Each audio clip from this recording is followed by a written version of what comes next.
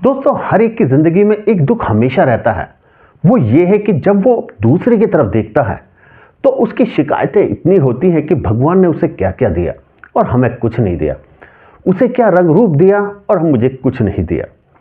लेकिन हकीकत ये होती है, भगवान ने हर एक को कोई ना कोई एक क्वालिटी, कोई ना कोई एक स्पेशलिटी दी हुई होती है। फर्क इतना होता है कि हम उसे पहचान नहीं पाते, लेकिन जिस दिन हम उसे पहचानते हैं तो दोस्तों हमें एहसास होता है कि हम इस जैसे तो क्या लाखों करोड़ों लोगों से कहीं ज़्यादा बेहतर है।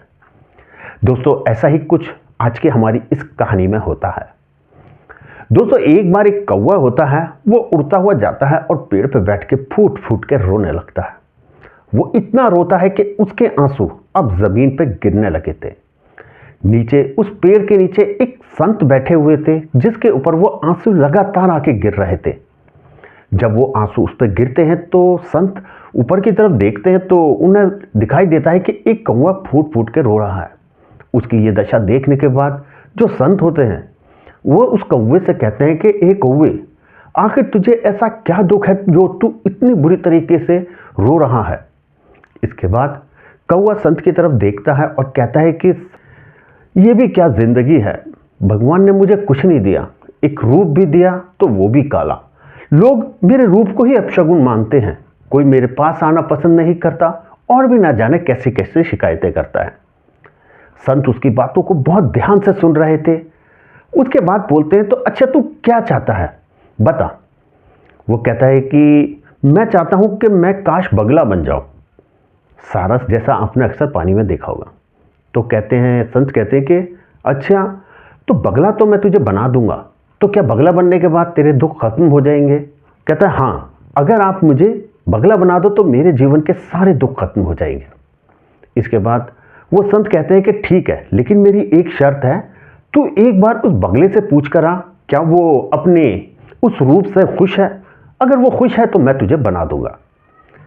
ये सुनने के बाद कौवा बहुत खुश होता है कि शायद अब मैं बगला बन जाऊंगा। वो जल्दी से उड़ता है और उड़ के जाके उस बगले के पास पहुंचता है और बगले से कहता है कि ए बगले, क्या तू अपनी जिंदगी से खुश है, क्या तू अपने रूप से खुश है।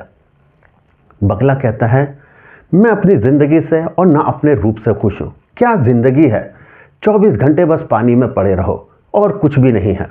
और दूसरी तरफ ये रूप, ये भी कोई रूप होता है। अरे ये सफेद रंग तो लोग मरे हुए में पहनते हैं, कितना अपशगुन हूं मैं।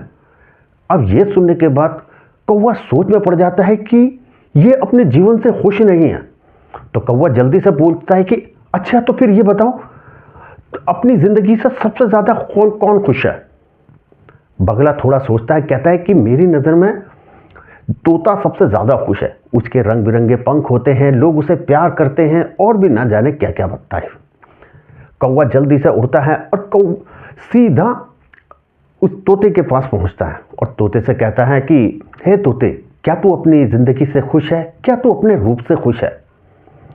तो तोता कहता है, ये भी क्या रूप है, पता ही नहीं चलता कौन सा रंग मेरे पे है, रंग बिरंगा अजीब सा इंसान बना दिया है।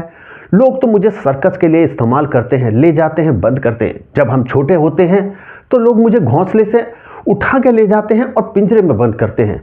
लोग मुझे प्यार नहीं करते बल्कि पिंजरे में बंद करके सुबह शाम रात दिन बोल मिट्ठू मिट्ठू और भी न जाने मुझसे क्या क्या कहलवाते रहते हैं। मेरी जिंदगी हराम कर देते हैं। ऐसी भी कोई जिंदगी होती है, काश ऐसी जिंदगी से तो मर जाना बेहतर था। अब ये बात सुन के कौवा बहुत ज्यादा आश्चर्यचकित होता है।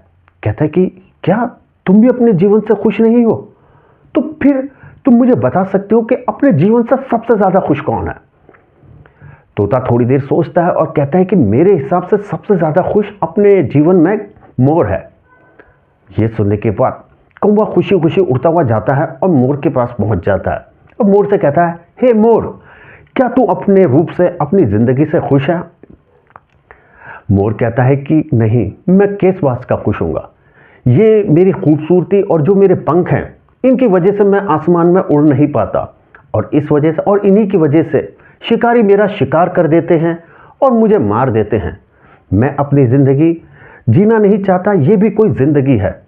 इसके बाद कौवा परेशान होकर उससे पूछता है कि अच्छा सच सच बताओ, तुम्हारी नजर में अपनी जिंदगी से सबसे ज्यादा खुश कौन है। वो कहता है कि मेरी नजर में अपनी जिंदगी से सबसे ज्यादा खुश कौवा है।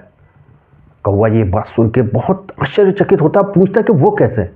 कहता क्योंकि कौवा किसी भी घर में जा सकता है, कहीं भी बैठ सकता है। कौवा जहां पर होता है रास्ते में तो लोग अपना रास्ता बदल देते हैं। कौवे को कोई मारता नहीं, कौवे को कोई कुछ कहता नहीं, कौवे को कोई नुकसान नहीं पहुंचाता और कौवा पूरी अपनी मर्जी से फ्री होकर कहीं भी उड़ सकता है। और उस जैसा जीवन अगर मुझे मिल जाए तो मैं बहुत खुश होऊंगा। अब कौवे को ये बात एहसास हो चुकी थी और वो वहां से चला जाता है।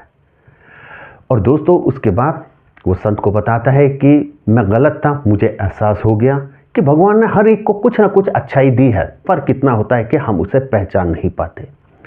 तो दोस्तों इसी तरीके से जीवन में हर एक को कुछ ना कुछ एक अच्छाई मिली होती है। अगर हम उसे पहचानें और दूसरों से उस चीज़ की कंपैरिजन करें तो आप शायद अपने आप को लाखों करोड़ों लोगों से आगे पाओगे। दोस्तों आपको ये कहानी कैसी लगी हमें कमेंट्स बॉक्स में ज़रूर बताएं।